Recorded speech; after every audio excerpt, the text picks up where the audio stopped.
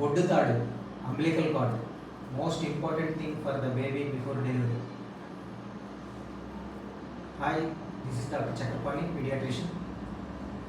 ఈ అంబ్లికల్ కార్డ్ని బేబీని మన దగ్గరికి షిఫ్ట్ చేశాక, మదర్ సైడ్ షిఫ్ట్ చేశాక ఎటువంటి జాగ్రత్తలు తీసుకోవాలి? ఫస్ట్ థింగ్, అంబ్లికల్ కార్డ్ని అన్నెసరీగా హ్యాండిల్ చేయొద్దు.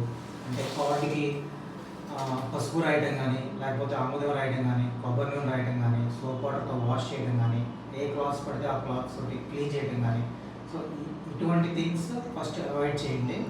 సో వాటి వల్ల ఏంటంటే అంబిలికల్ కార్డ్ ఇన్ఫెక్షన్ అయ్యే ఛాన్సెస్ ఎక్కువగా ఉంటాయి.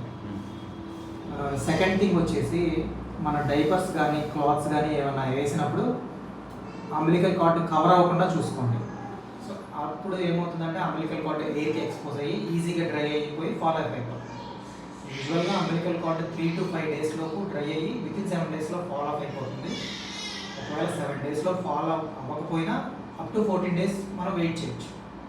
Third thing, umbilical card fall అయ్యాక ఏమన్నా చిన్న స్వెల్లింగ్ లాగా లోపల కాయ పెట్టినట్టు ఏమైనా అనిపిస్తే ఒకసారి మీ దగ్గరలో ఉన్న పీడియాట్రిషియన్ కన్సల్ట్ అవ్వండి. అండ్ ఫోర్త్ థింగ్ వచ్చేసి, అంబిలికల్ కార్డ్ 14 days నుంచి ఫాలో అవ్వకపోయినా కూడా దగ్గరలో ఉన్న మీ పీడియాట్రిషియన్ ఒకసారి కన్సల్ట్ అవ్వండి. Thank you.